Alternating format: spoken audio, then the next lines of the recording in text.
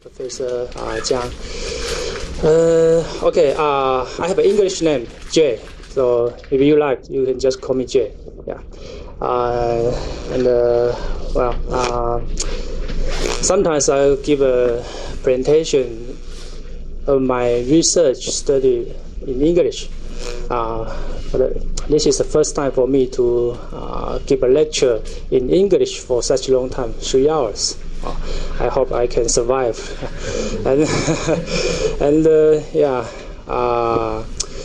Well, my English is not very good, so I'll do my best. And if you cannot understand my English or the content of this presentation, please feel free to interrupt me at any time and ask me the question. So, in this lecture, I'll introduce you the coastal ecosystem, including the coral reef, actually, and mangrove and the wetland. And I prepare some slides to introduce you the biology of this animal and this environment. And I also prepare to interesting films for you. They are made in Taiwan to introduce you to give you better idea of the Taiwan coral reef system. And also another one is about goby migration.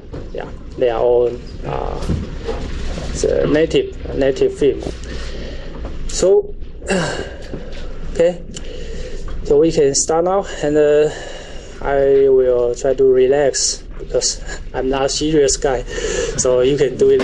You can sit back and enjoy the lecture. And I know somebody are still eating the breakfast, so no worry. Just feel free to finish it. Yes, I always told that to my student in my lecture. Yeah. Okay, so let's start from the reef coral. Yeah, I believe everybody know reef coral. Yeah, and you have been there maybe many times. Well, but for biologists, we are more concerned about the biology of the coral reef, and probably some people they didn't know very well about the biology of the coral. Coral actually is a kind of animal, very very small animal, and coral is just a general term for several different groups of the cnidaria animal, and only some of these animals they help build the reef. So here comes another new term, cnidaria. Yeah, so jellyfish is a kind of cnidaria, and you know very well about the jellyfish. Yeah, the cnidaria. Oh, should we turn off this lamp here? Yeah. Well, we to start too dark. You prefer to turn off or keep it on? Off is better, right? Yeah. Yeah. Coral reef is same as coral? No, they are different. I will introduce next. So you sit fast, then my lecture. Yeah. Anyway, any question, any comment, suggestion are always welcome. It will be more interesting to have more discussion. Yeah, not only just sitting and listening. So let me introduce you the cnidaria animal first. The so-called cnidaria animal, they always have the nematocyst. It's a needle-like organ, and it is poison. And the cnidaria animal, they use the nematocyst as their weapon to catch their prey, their food. Yeah, these fish, the cnidaria animal, they are quite small and not very powerful, not strong enough to fix their prey. Their prey will move, so they'll try to anesthetize the prey to keep them calm down and then eat them, digest them. Okay, so these are the cnidaria animal. Then there are two forms of the nidarian animal. One is in the form of jellyfish, we call medusa, and the other one is upside down of the medusa, they call polyp. And most coral are in the form of polyp. Okay, but very few of them they have both form of the morphology.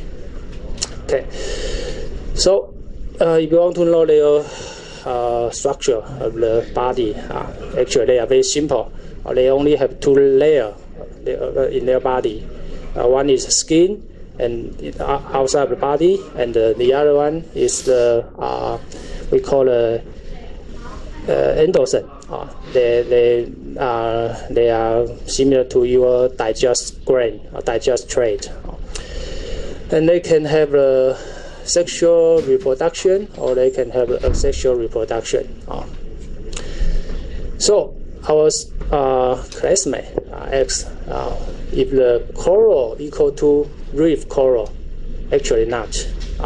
Reef coral means the stone, not mean the nidarian animal. Coral itself means the animal, the nidarian animal.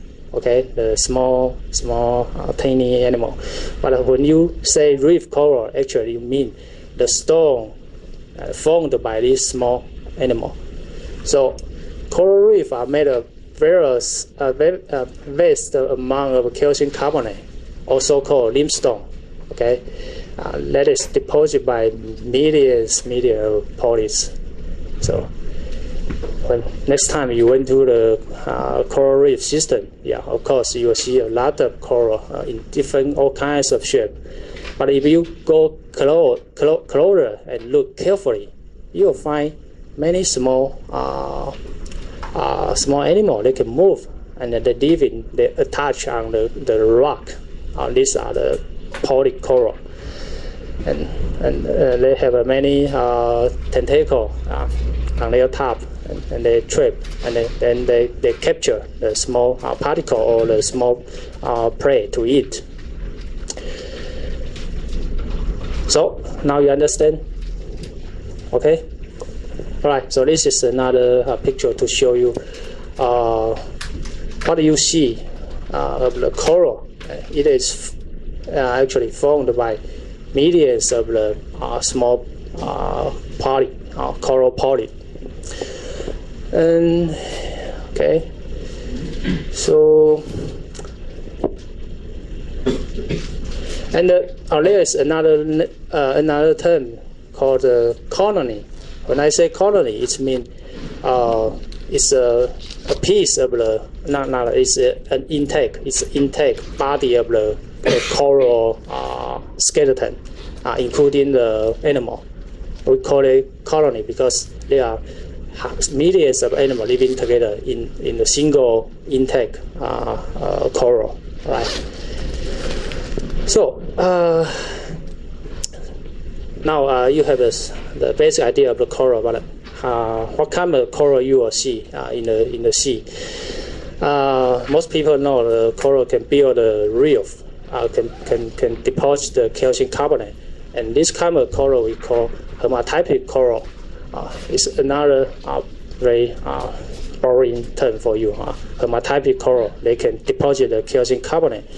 So, but there are more coral they don't deposit any calcium carbonate. Then we call them hematotypic coral. Okay, and they include many types of corals. Usually their body are soft, so we call them soft coral. So when these coral are died, they dead, nothing will be left because their soft tissue will be digested or be eaten by the animal or digested by the bacteria, so nothing will left. And some coral they appear in black or in blue, so they have common name blue coral or black coral. I'll show you the picture later. And some will look quite beautiful in the shape of the beautiful tree. They are called gorgonia. Yeah, but actually the gorgonia or some other soft coral, they deposit very few calcium carbonate in their body, and they also secrete protein, especially the the fiber-like protein to support their skeleton. And such kind of coral including gorgonia, sea ferns, or sea whips. Yeah, and many of the such kind of coral, they live in deeper water. Yeah, because they don't have the Russensilla, the algae living in their body. Okay, I'll introduce the Russensilla later. And some of these gorgonia, they are very expensive. Okay, so just show you some picture of the coral. This is a polyp or single polyp of the Hexacorania. They have the 6 tentacle on each polyp, and usually the hermatypic coral, they have 6 tentacles, or 12 in the 6, 12, and so on. Yeah, and some have the 8 tentacles in one polyp. They have 8 hands, so you can count 2, 4, 6, 8. Right? And for such kind of Octocoranian, they are usually soft coral. They do not deposit the calcium carbonate. So this is the picture of the black coral. Yeah, because their color is black. Yeah, and they usually live in deeper water. Yeah.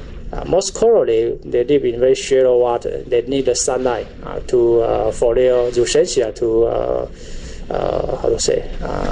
undergo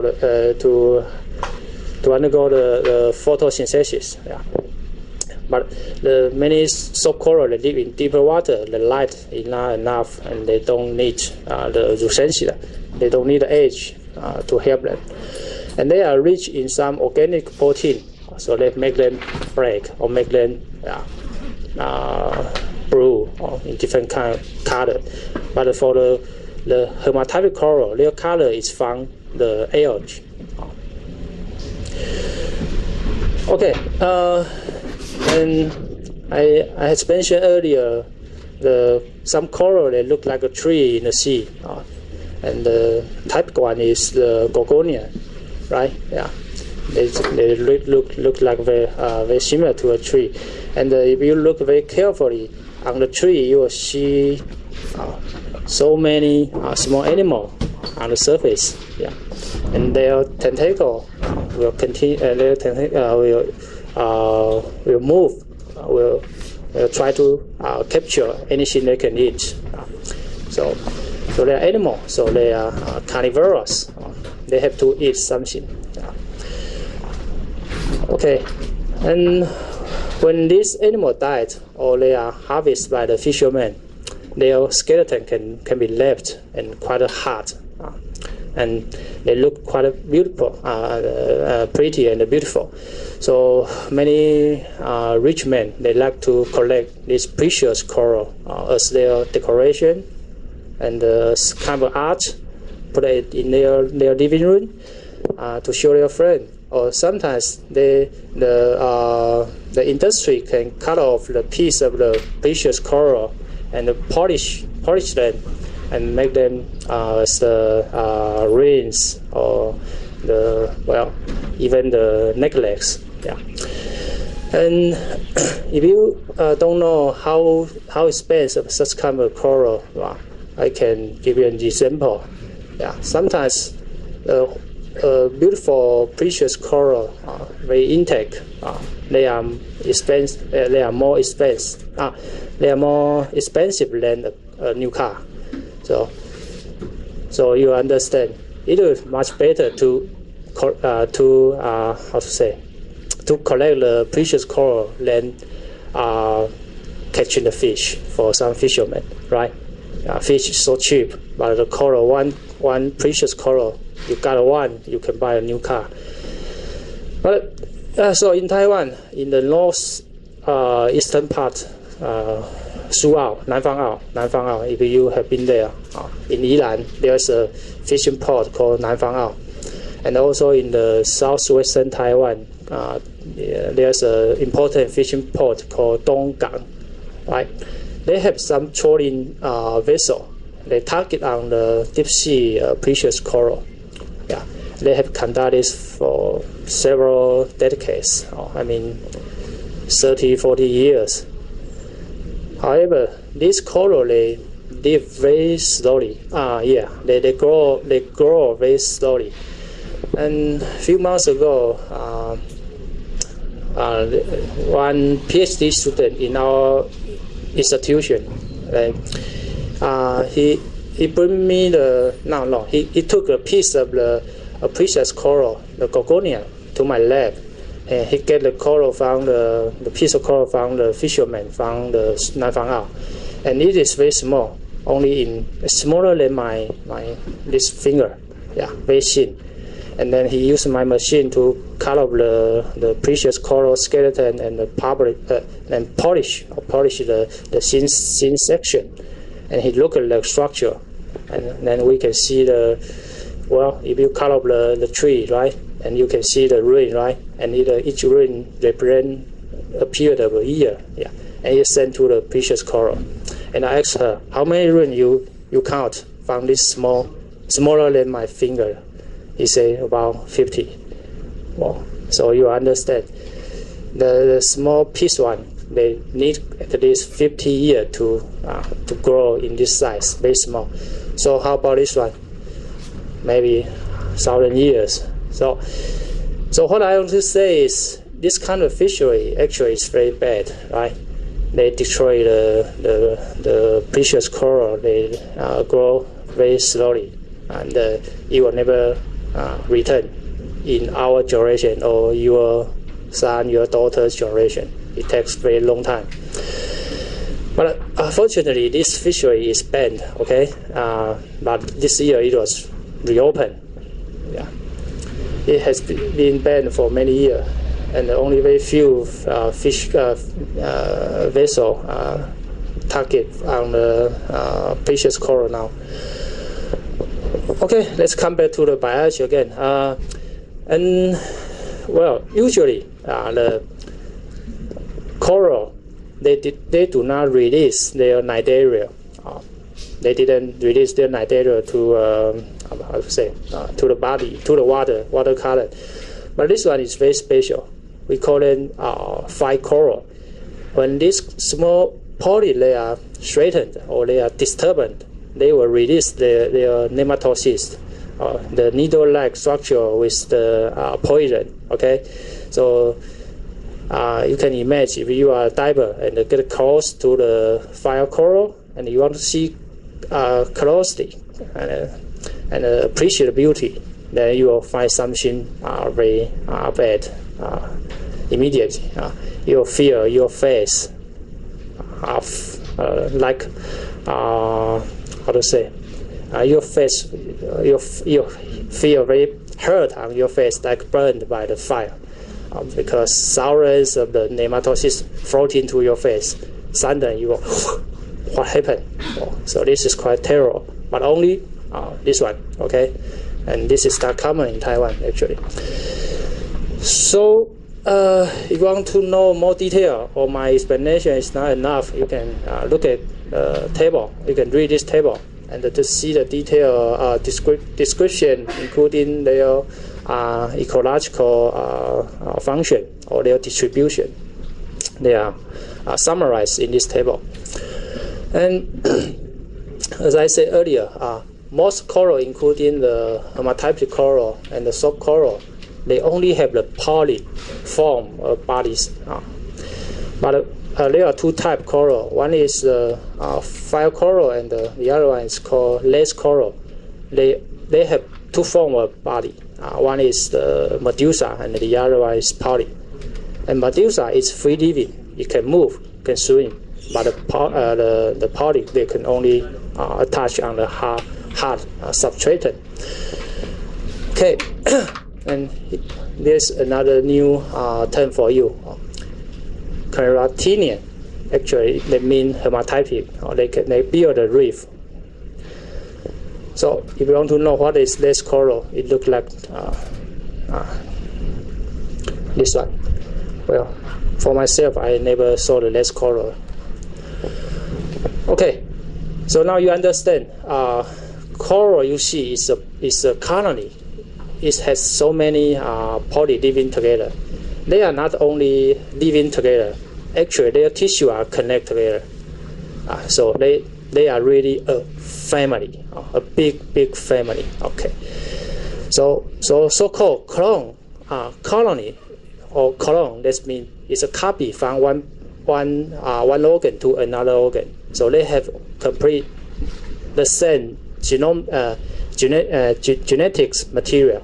Okay, they copy from one to the other one. So when you see the coral, they are formed of so many poly, and they are living together, and their tissue are connected together, so they can feel what the other poly feel, right? When one was attacked or get sick, the other one will feel bad, and what will they do? Okay, for example, in this picture you see some are stay inside the I mean, I don't know how to say this. Well, their body, well, like sink. Anyway, they stay in the hole, and this poly, they probably was disturbed, and they feel something different, so they stay inside the hole, in the cave. Well, but some are not, right? So the feeding is not very. I mean, the how to say, the different. They don't have very well developed nervous system, so their feeding or their sense cannot efficiently transfer to all over the colony. Only there's some coral around certain one.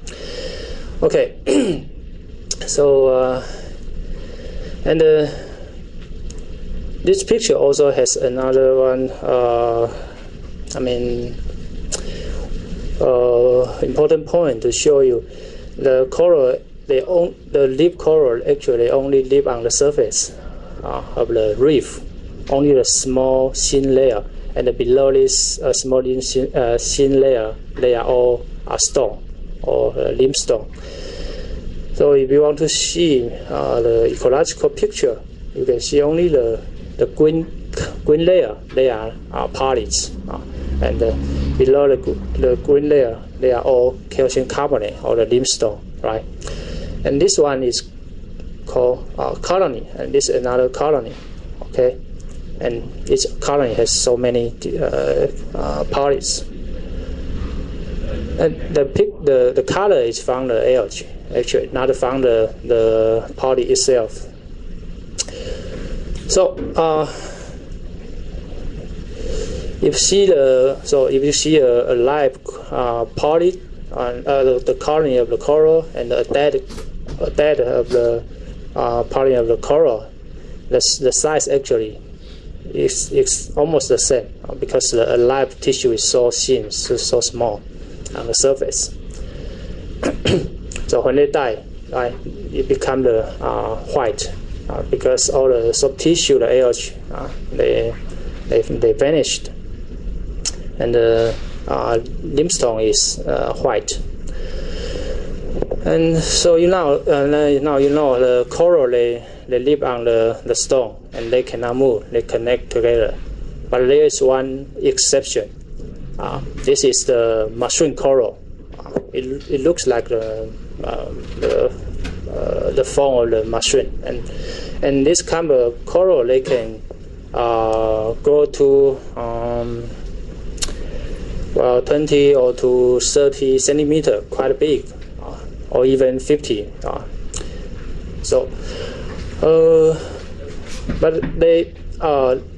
the mushroom coral, it is only a single polyp. They don't have. They are very different from others.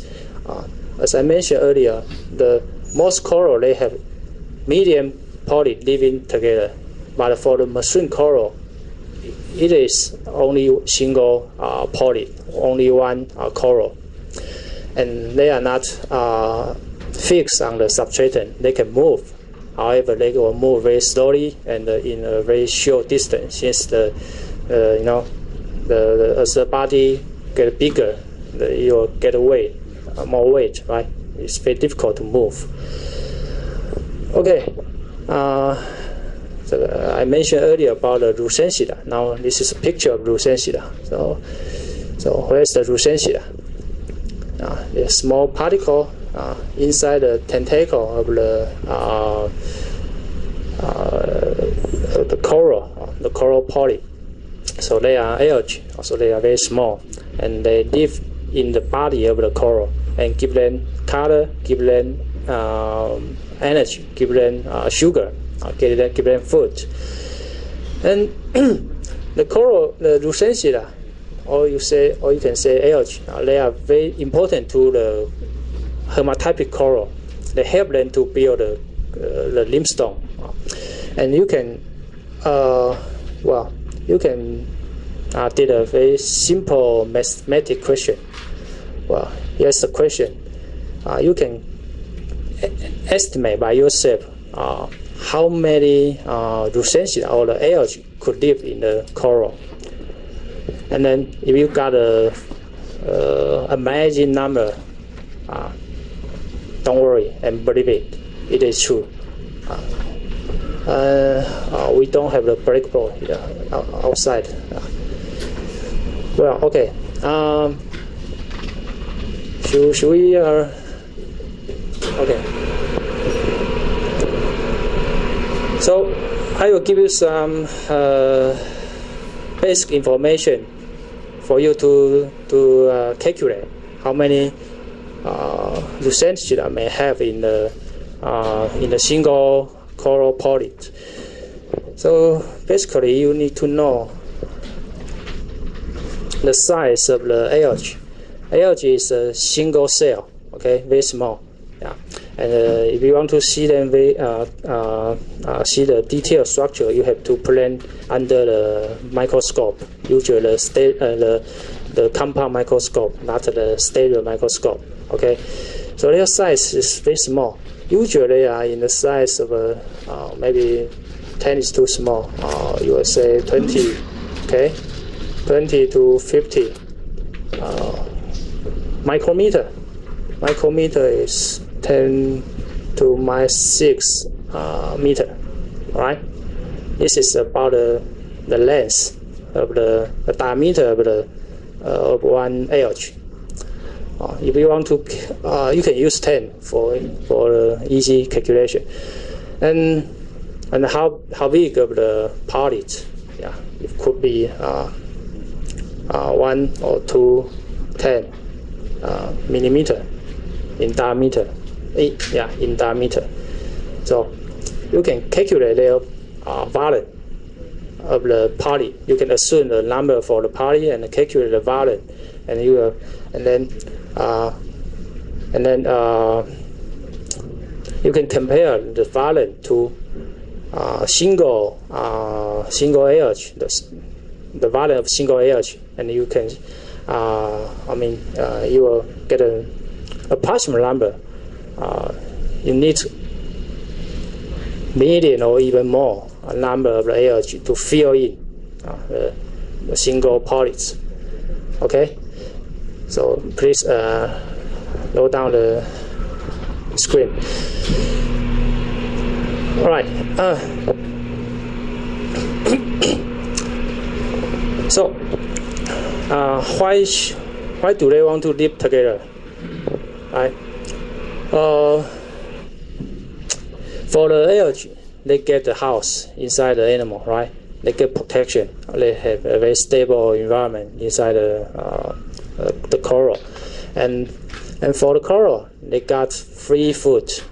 The algae, they have they do the photosynthesis. They produce the organic material, and they will not use up land, and they will share with the coral.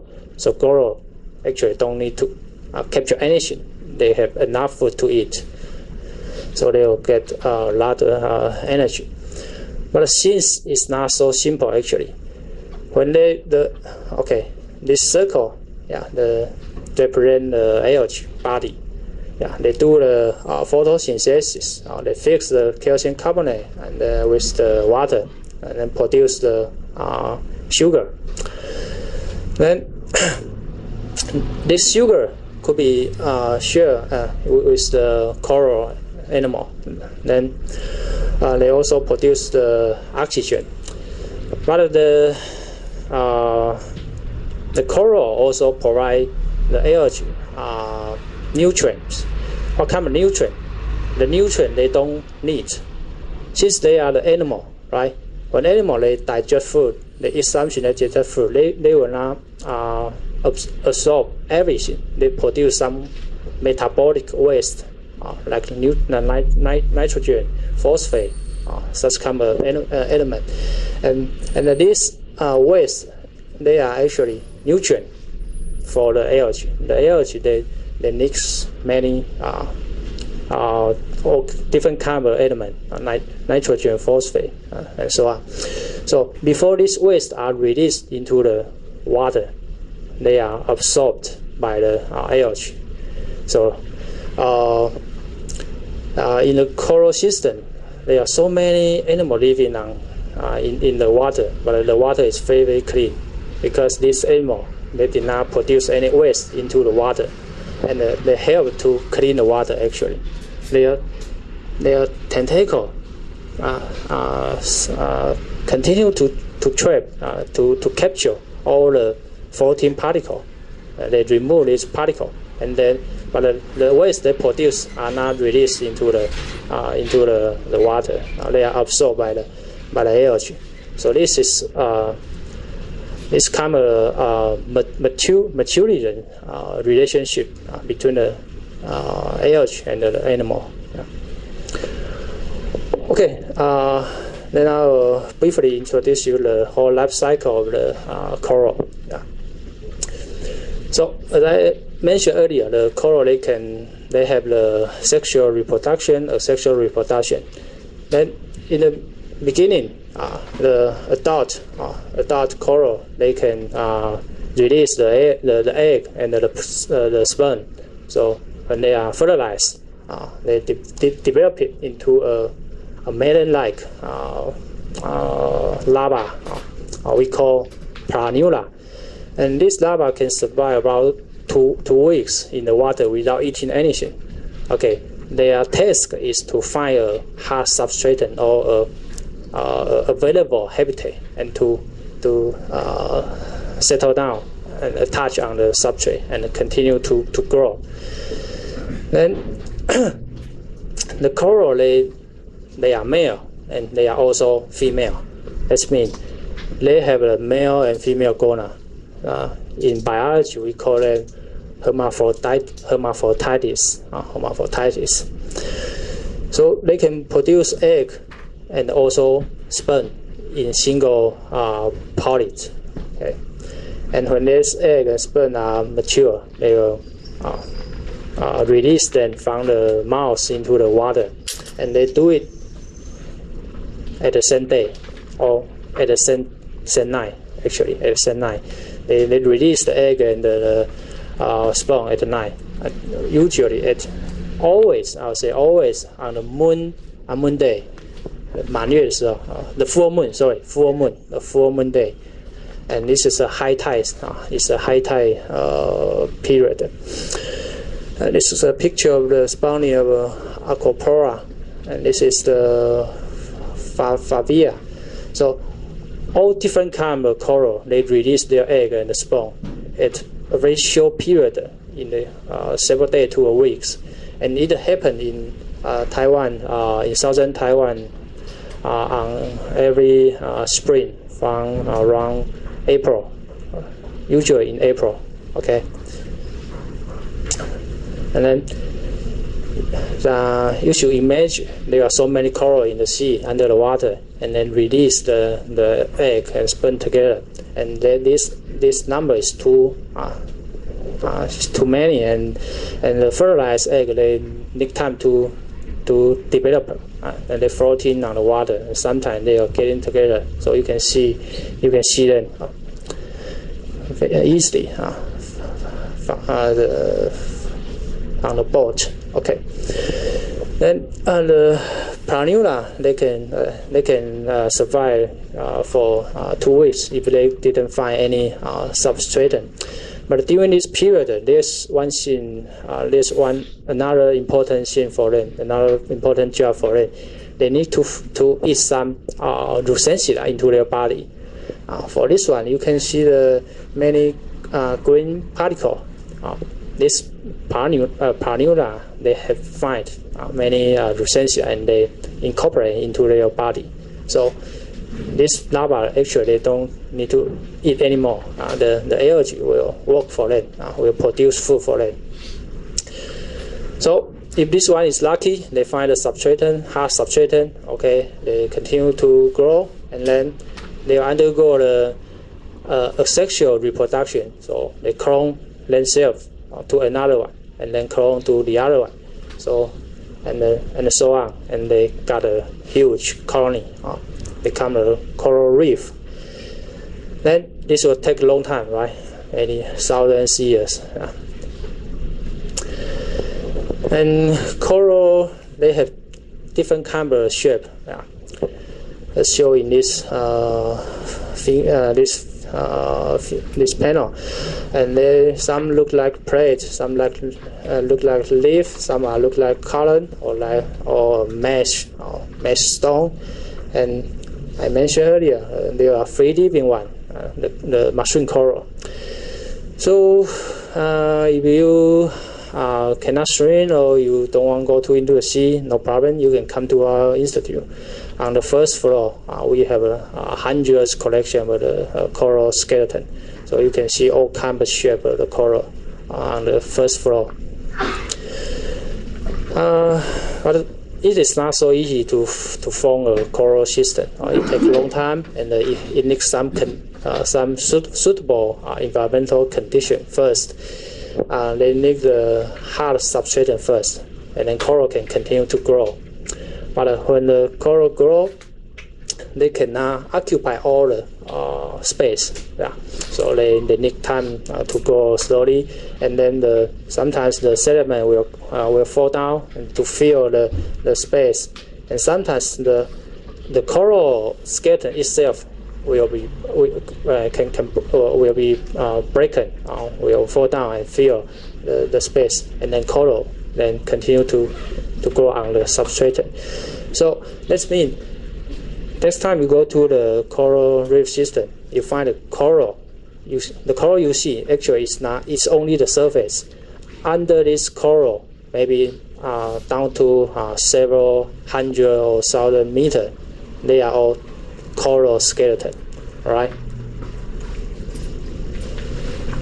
Okay, then the coral can only live in very clear water, very warm water, and they need the substrate. And also, they are very afraid of the sediment. So you will not find a coral nearby a big river like the Yangtze River, Emerald River, or Hudson River. Or Hudson River is too north, it's too cold. So in the subtropical to tropical area, outside the big river, there's no coral system. So only shallow and warm and the substrate could allow the coral to develop. So where can you find the coral? They are all between the 30 centigrade to north to south 30 centigrade, the subtropical to tropical area, and most of them are in the Indo-Pacific Ocean. In the Atlantic Ocean, actually there are few. And Taiwan is here, you know, right? It is almost the north limitation of the coral distribution.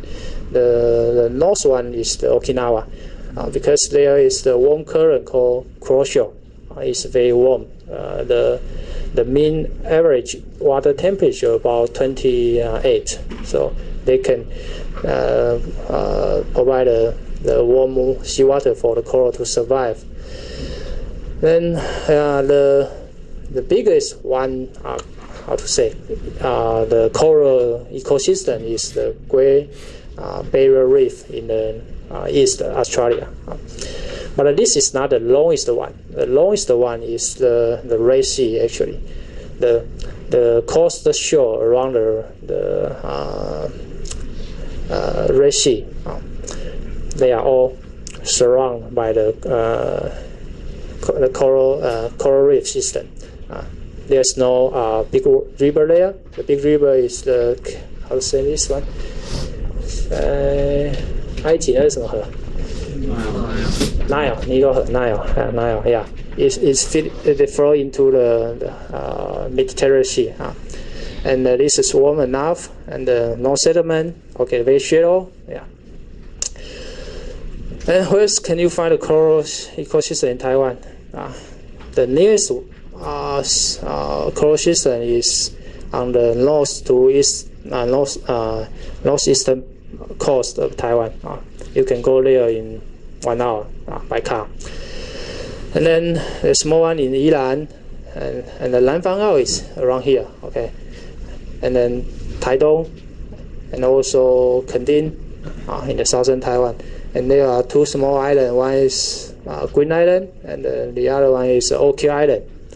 These 2 islands, they have most beautiful coral reef system. Then in the Taiwan Strait, we have some archipelago called Penghu. It is actually the coral reef system. All the islands are surrounded by the coral. So let's look some picture of them. This is taken in the northern Taiwan. The coverage rate of the coral in North Taiwan is not too high. Yeah, but it's the nearest area for the city people to observe. And the water is usually have many sediment. It's found they are found the land. Okay. And in eastern Taiwan, the color, the water is very clean. You can see very clear up to 50 meters. But it's quite dangerous to dive in eastern Taiwan. The coral shore flow very fast. It could reach 3 meters in 1 second. So sometimes, last year or this year, there are several cases. The diver they dive to see the coral. When they come up, they cannot find their boat because they are flown to very long distance away from their boat, and they need the helicopter, right, to find it. Okay. And southern Taiwan, it sometimes happens in southern Taiwan, in the eastern part of southern Taiwan. And this is national park. Yeah, everybody know Kending. And Penghu also called Pescado. Yeah, it is very shallow coral reef system. Some of them will expose on the air when the low tides, during low tide. Okay. And Green Island and Oki Island will be the most beautiful coral reef system. The coverage rate for some area will reach to 100%. All of them are coral. And many tourists, they'll fly to Oki Island to see the coral. And we also have very special atolls in Taiwan, in the South China Sea. We call them Dongsha. It means East Sand Island. The islands is this one, very small, and now they can land on the plane. And only this one island is is above the water all the time, and the other reef system, they were covered by seawater at high tide, and they may expose on the low tide. So, where is the Dongsha atolls? This is Dongsha atolls. in the around middle of the South China Sea. And if you recall what I said earlier, the coral actually need a hard substratum to attach and to grow, right? So it was very quite strange to see a coral reef system in the open ocean. These are all deep sea. They can reach to 3,000 meter depths. Okay, so there's no any land around this South China Sea, and how come the coral can appear in the open ocean? So this question paralleled the scientists for 50 years, but when they look back about the reference, they find in the early century or middle 19th centuries, the Darwin, if you know, this guy, he wrote a book about the origin of the species. He proposed the evolution, and this guy he has been visited the Galapagos. Galapagos is a Ocean island west of the Ecuador, or the Peru, on the equatorial. So he proposed a hypothesis. He believed in the beginning there is the volcano appear in the open ocean, and this seamount they can they can come up to the surface, and then they provide a substratum for the reef to settle. And then, so this reef, they live around the seamount for millions years, and then they got a quite big the coral system. And then eventually the seamount, they are not stable, and then sink into the deep sea. Yeah. So this hypothesis now has been proved. Okay. And the coral system has several types. We have introduced the atolls and also barrier system. The so-called barrier system means the coral ecosystem is not close to the land. Actually, they far from the land, and they create a lagoon, and they like the barrier protection, the barrier to protect the wave for the land. And you go to the Australia Cairns, and you want to visit the Great Australia Reef, you need to take a boat and 2 hours to reach the reef system. So it's about 20 miles in the sea from the land. So just a picture to show you Great Barrier Reef. And yeah, the water level, the height is the limitation for the reef to grow. Yeah, they can continue to construct the limestone and get higher and higher, but they cannot keep higher than the water level, right? So this is their limitation. But if you recall the history of the Earth, we have the Ice Age, we have the interglacial age, right? The glacial age and interglacial age. The seawater level, they change more than 100 meter. In last glacial age, the water level is lower actually than now, more than 100 meter length. So at that time, the coral they survive in much more deep at least than present day. Right. So the coral they could be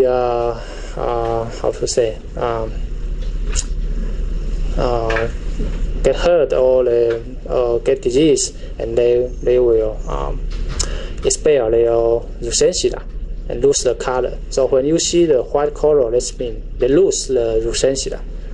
They have no more the algae in their body, and they are ill, they are sick. But this does not mean they are dead. They are still alive, and they could survive if the condition recover. The condition, there are so many conditions. They may be breached by the warm water, or they could be breached by the disease, and so on. When this stress vanished, they could survive. Okay, and they have many competition.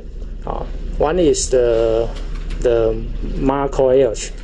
The algae, they grow much more fast than the coral.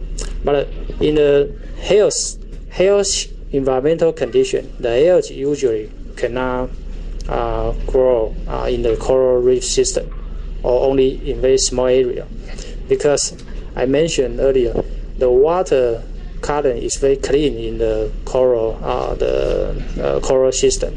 There's no nutrient. The nutrients are absorbed by the algae. So there's no more nutrient in the water for the algae. But in some case, people, they may input, discharge the waste into the water body, and they will stimulate the macroalgae to grow. And this is a case in the Honolulu, right? Or no, in the Hawaii. And they could cover the coral because they grow much fast. Cover the coral, and coral will die. Yeah. And the coral has many predators. They will eat them. Yeah. Including the fish, or the snail, or even the sea star. Yeah. Some are destructive, but some are not. Some, like the butterfly fish, they eat the coral, but they will not kill the coral, the colony. They only eat one poly each time. So the missed the poly could recover. We were supplied by the accessory reproduction. But so some terrible sea star, like this one, crown of the thorn sea star, when they eat the coral, they eat everything. They eat all of them. So this happens several times in the Great Barrier Reef in Australia. It destroyed the whole coral reef system. And there's a competition with the macroalgae. And coral, they also compete each other. Okay, they have different kind of strategy. Okay, they can overgrow on the other one to cover it, to shadow them, to keep them without any sunlight, so they cannot survive. Or they use their digestive trait. Actually, we cannot say digestive trait. It's mesenterial. They are like our digestive trait. They will say use them to kill their company. And they also can use their cnidaria to use their tentacle and the cnidaria to sting, to kill the other coral. Or they can release some toxic chemical. Okay. And we have some problem with the coral reef system. And well, if you want to know, most of them are from the land, the coastal development. We build a road, we destroy the forest, we construct the resort, and then a lot of sediment floating into the coastal area when the typhoon comes, right? So you know this very well. And some this is related to the sediment, and also overfishing, and some pollution. And this special case in Taiwan is the problem is from the nuclear power station. We use the seawater to cool in the nuclear power station, right? And then the power station, they release the water into the sea, the warm water. So this is in 1989 in the Kending, just outside the nuclear power station. In the beginning, they are quite beautiful coral system, and then after 10 years, oops, the coral all died, and they are replaced by the algae. The they are adapt to warm water. And this is another situation. This Nanwan. If you go to Kendin, you will reach Nanwan. Yeah. And you will also find the coral. They are now actually in health condition. Yeah. And, this is also in Nanwan.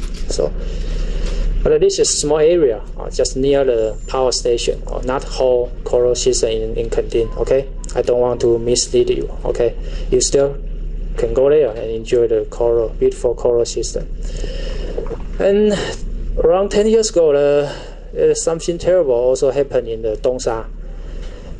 This the atolls, the coral system in the atolls. A lot of them died, up to more than 50%. And what happened there? We don't have the nuclear power station, right? Yeah, we do have some fishing, but not from Taiwan. They are from mainland China. Okay, they catch fish, but the catch fish cannot destroy all the atolls. This is because the temperature change, the El Nino. There's a very strong El Nino in 1997 to 1998, and that's for 1.5 years. And the atolls is a closed system. Inside is the lagoon. The water cannot. It's not easy to exchange with the open water. So the water in the lagoon get higher for 1 year. Just 1 degree to 2 degree kill coral. But this is a natural event, and the coral can recover. They need time. So yeah, we need to protect the coral. So we can send the trap into the coral reef, but actually we do more basin on land, and they indirectly harmed our coral system. Okay, so yeah, we finished the first part on time. Actually, a couple of minutes earlier. So this is time for the break, right? So now you can wake up. Oh no, yeah, you can wake up and smell the coffee.